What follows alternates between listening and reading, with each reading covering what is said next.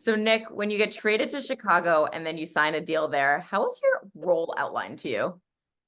Well, I think I kind of knew obviously the direction that things were going in Chicago, and the conversations I had with Kyle and Luke, and what I was being brought in for was the that veteran presence or the mentorship, but also they were really adamant that my play as well, right? It wasn't just, hey, you're coming in here to guide our young guys. We need you to play really well for us, and I think that really excited me because it gave me a feeling of importance and opportunity as well. And it's kind of what I was looking for after things ended in Boston, and so yeah, it's been an awesome experience. Obviously, we'd like our record to be different, and we've gone through some pretty crazy things this year. But getting to know the players, the youth that we have on this team going forward, the guys that are here that really want to make a difference. It's been really fun to be a part of and help push along. When you talk about your play, like what do you take most pride in? I think just trying to be a difference maker. Honestly, I still feel like I have the ability to do that, and whether it's with the play away from the puck or in practice, or especially in a game, just those moments in the game where you need people to influence the team and impact the team. I feel like I can still do that and understand how to do that. I've had a lot of years of doing it in different roles, and kind of now I've played a lot of different roles in my career, and I'm enjoying the extended experience now, or extended opportunity of playing more minutes and being able to impact the game a little greater than I was able to maybe in Boston, or so that's been fun. And obviously just trying to be a good guy in the room and understanding how we're trying to push this along there, right? There's so many great guys in that room, but it's bringing us all together and trying to find a way forward that we're in the start of building this organization back up to where we want it to get to go, and I'm really excited about that.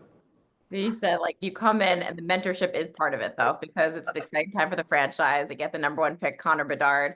So just what's your first impression of meeting him? What sticks out to you?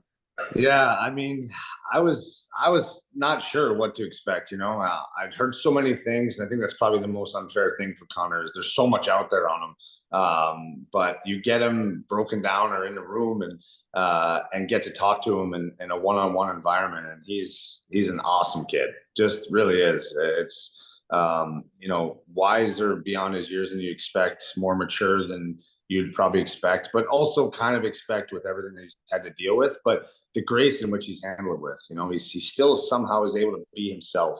And I really appreciate that about him, because I think it's so easy to kind of put your guard up. And I know he has to in certain aspects, but around us, he really is able to be himself and let his guard down and laugh and joke about himself. And you can tell he's just mostly comfortable in a locker room environment with the guys. So I think what stuck out to me though is just that his hunger to be the best. I really haven't been around uh, a player like him in a lot of ways. I played with some great players, but nobody maybe with as much anticipation as he's had, and as much of a bullseye on his back in a lot of ways of what people are expecting, and just how that's not even it doesn't even phase him. It's amazing how it's like it's just part of the job and part of who he wants to become. And he literally wants to be the best player to ever play the game. I see that in him, and I see the way he acts. And, he's been a joy to be around. I've learned a lot from him, just as much as hopefully I'm teaching, I'm teaching him. I've learned a lot from him as well. And he's a guy that's impressed me every day. I have so many follow-ups, but like the thing that struck me is just how he's himself around the guys in the room. So I'm just curious, have you guys pranked him yet? Like, how does he take a joke? Yeah, he actually he takes a lot, especially early on. It was he would make me laugh because he would be rushing home to watch his team, and I said, "What team are you talking about?" And it was the Regina Pats, and I was like, that you play for the Chicago Blackhawks now." Like, he still has that humbleness where like that team meant so much to him, right? He loves those guys, and I would, we'd give him the gears, like, hey, you're in the NHL now, like you can let the WHL go, but that's just who he is. He's a fan more than anything, too, right? Like he loves the game of hockey, and yeah, so it's funny, like the little things that he jumps into. He chirps guys just as much. He likes to give it to guys, but he can take it and he can laugh at himself. And I think that's a great quality to have as a person. And, I think we all really appreciate that about him, that he can just be himself in the room. And I think that's something that as a player that's gone through it, I think if you can create an environment where your young players can feel comfortable and be themselves in the locker room, then I think you're onto something. I think you're starting to grow that culture and that identity that you want. I think in our room, I'm really proud to say that we do have that, where we have, because we have so many young guys, so we have so many different personalities that they're already starting to show their true colors, and I think that's a really great sign for a club. You're 36. Like, what's something you notice about the kids? I know we always have to mention your name. Yeah. It's obligatory. Yeah. Did you guys know that Antonio Gates played basketball in college? But being a 36-year-old on the team, I'm just curious, like when the kids come in now, they're 19, 20 years old on this team. What's the biggest difference you notice about them than when you broke in?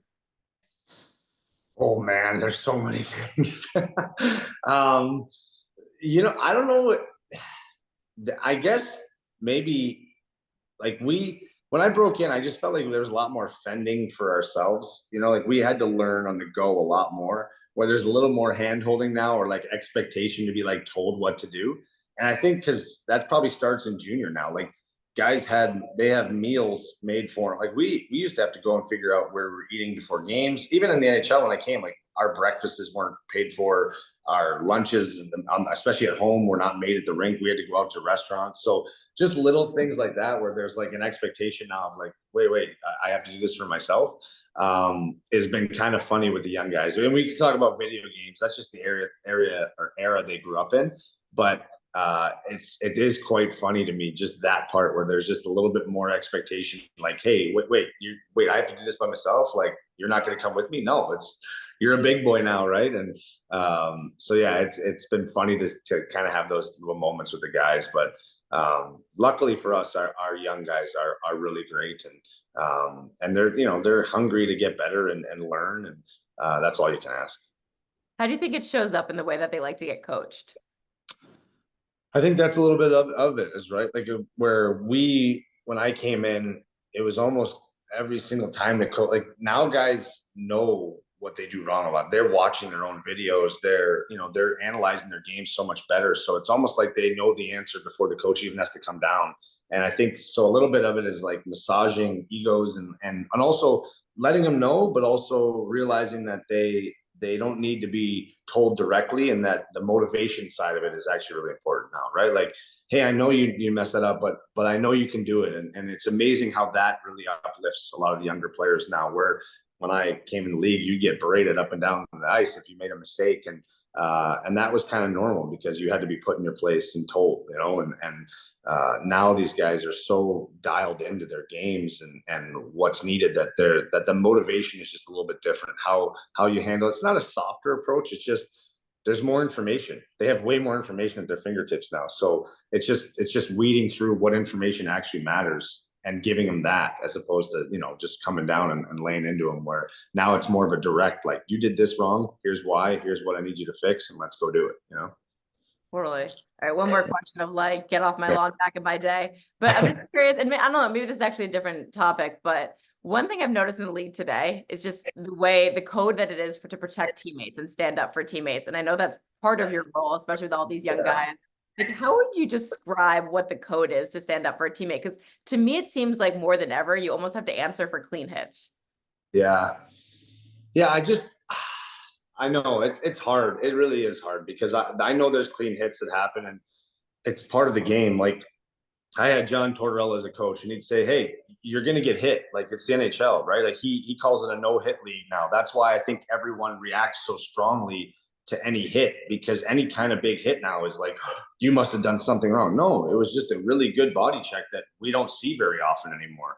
So I think that's the problem. But there are moments in games where the code, or whatever you want to call it, is important. Like when you feel like your team is being taken advantage of, that's when I feel like that's when you step in as a teammate. Like, hey, you're going to get hit, but if you feel like the hit was a little, at the wrong time, or he went out of his way to hit that guy, or, it was a defenseless player or a guy that's a skilled guy in your team that you don't, we need him to score. We don't need him, like the other, when Connor breaks his jaw, right? Like, Smith knows what he's doing, and he's absolutely within his right to hit him there. It's just that we can't let our best player lay on the ice like that and not have a response. And I respect Smith a ton for the way he plays, and it's a great hit. You can't argue that. But we're going to answer the way we see fit. And I think sometimes the code also keeps it safe too. I know it sounds weird to say that, but instead of me now running around trying to hit maybe their skilled guys or somebody that doesn't really know how to do it is like, oh, I got to take it upon myself and go. And now he hits somebody from behind and really hurts somebody because instead of the fight or a reaction to that guy, it turns into somebody else getting really hurt. So there's all these little games within the game that I call them. And I think if it's policed well and done well, it actually keeps the game honest. And, I think all the players do appreciate it. I think it sucks when moments happen that it goes overboard. We saw that with Morgan Riley, that like, I don't think I played with him. There's no way he actually meant to cross-check him in the head. I think it just rides up and gets him. So, but then you're already pot committed. You're like, oh, this is what happens, right? It's the game. And so, it's a brutal, break in a lot of ways, but he's trying to protect and honor his team and what he felt like was a disrespect towards his team. And you as a teammate, I respect that. Now that you're around a star player, like a generational player, taking the hit that broke his jaw aside, how do you notice the way other teams treat Connor on the ice? Oh yeah. I mean, you notice it because, well, first of all, it's amazing what an 18-year-old can command respect at that young of an age, right? Like you can see how guys play him differently. You can see even some of the big hitters that they're just not sure. Do I want to be on a highlight reel for getting dangled, or am I going to get a piece of them, right? So you can see how some guys play off him a little bit, and especially because there's not really a playbook on him yet, right? Where they know his tendencies. Like now, Austin Matthews likes to pull and shoot, and he's had to change the way he shoots and does things as well. So, you can see people are trying to read him as they go.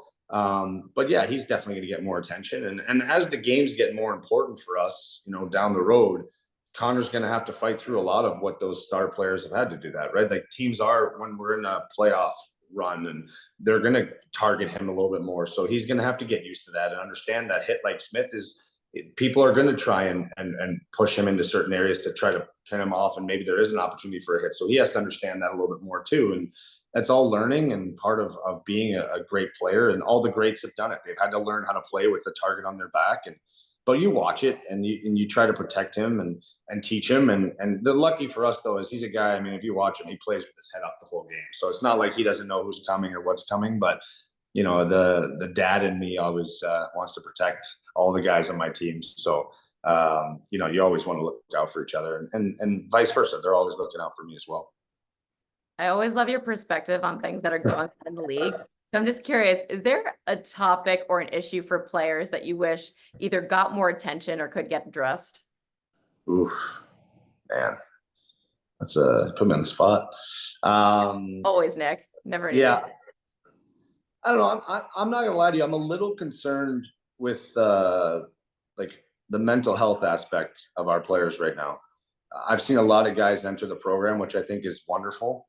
That we have that, and I'm really thankful because we've had to put some on a personal side. Some of our family have had to use it, but I am concerned at now seeing the growing number every year, and I'm wondering if more can be done. I'm wondering if the age that we're living in, the pressures that players are facing, the pressures that they're facing either at home, not even on the ice, just at home with social media, with whatever it is there enough that we're doing now that we have some more information to really help people through a time where, let's be honest, it's at the forefront of a lot of things right now. Whether, I'm a father of 3 kids, and mental health is a big topic that we talk about as we watch them get older. So that probably is for me a little bit of the one I want to see our league healthy, both on and off the ice, and I want to see our players thrive and be given every opportunity to.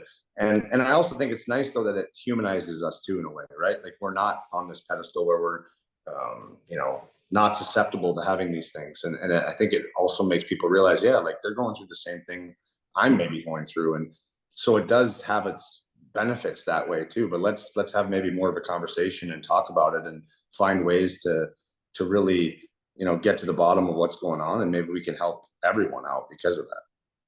What are some ways that you've protected your peace and addressed your mental health?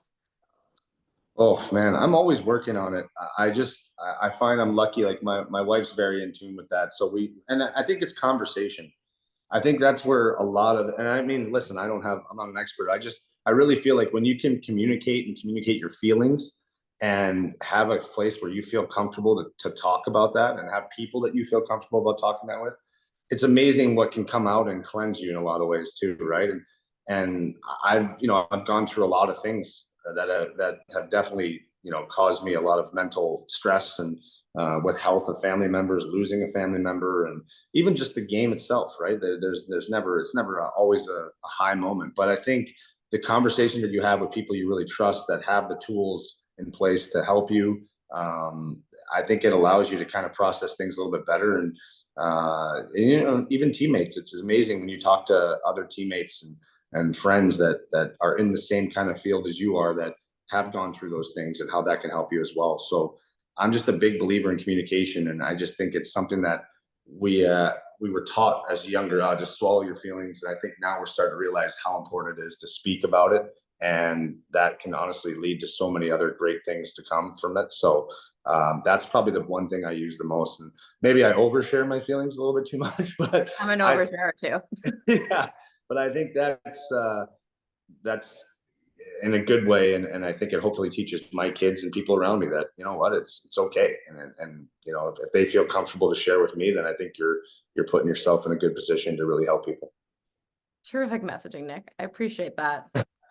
Thank you. I'll end you on this one. You signed an extension to stay in Chicago. They're in a rebuild right now. What have you learned about yourself in this rebuild? And the two-part is, what's it going to be like when the Blackhawks come out of this? Oh, man, I don't know. I guess what I've learned about myself through this is that I still have a lot more I want to give, um, and I really enjoy the process of building something.